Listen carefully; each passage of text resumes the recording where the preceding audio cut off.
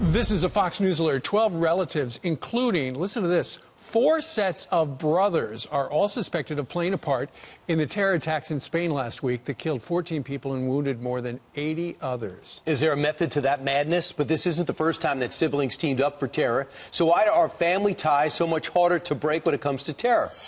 Joining us right now to weigh in is security expert and Shulman Fellow at the Clarion Project, Ryan Mauro. Ryan, good morning to you. Thanks for having me. Didn't realize there were such family ties in terrorism.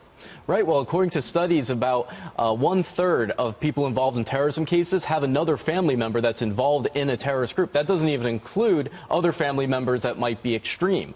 So we're seeing very strong family bonds here, and that's partially also because who are you going to trust if you're carrying out a terror plot? The one you're going to trust is going to be like a brother or a sister, and it's very hard to infiltrate that, and they'll also cover for you even if they don't agree with what you're actually doing. We see that happening a lot. So, and we'll take I can't pronounce all these names, but you can see them on the screen. You can take a look at them, and some of these brothers, ones that stand out is Zarnia brothers, of course, the Boston bombers. But it's interesting because if you're an imam, you target the older brother, and the older brother gets the younger brother, or the younger brother after that. A lot of times they're like sheep, will do anything the older sibling says.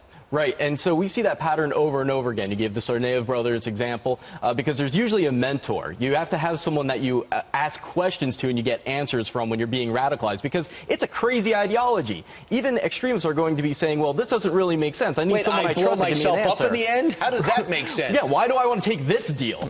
So you have to have someone that's a mentor, a religious figure, or a family member that you look up to bring you in and answer those questions. And so it's much more of an intellectual path than I think people really understand. And they have to look at things like Sharia law and say, well, how is this compatible with what I know of my faith? Sure. So if 2 of the brothers, 2 of the sons of a mother and father are involved in terrorism, generally the mom or the dad might have an inkling there's something up there.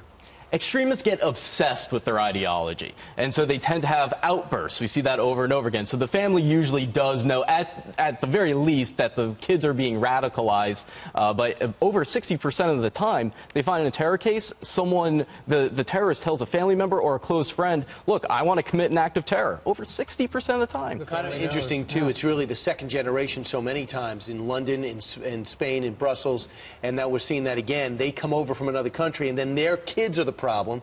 Tell me about the role of women in this indoctrination, with the mom, the wife.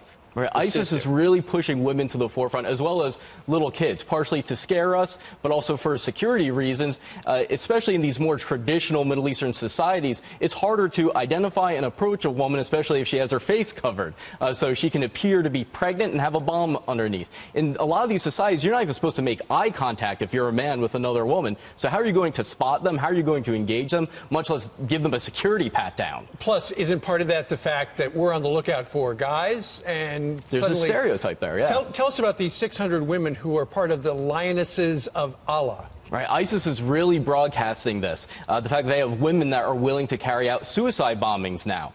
Usually what they say is when they recruit a woman, you're supposed to give birth, you're supposed to act like a nurse. But more and more, we're seeing the women that are radicalized saying, no, I want to be just like one of the guys. I want to blow myself up, and I want the whole world to know about it. And part of the reason you're going to see this increasingly happen in Afghanistan is because women's rights is such a big issue. That's something that works for us. And so our Afghan allies are going to be saying, our girls are going to school for the first time, and we don't want the Taliban to take that away. And so ISIS and these other groups are then going to have to redefine what it means to be a proud woman and say, we have the women's rights. And they've talked 600 women into doing that.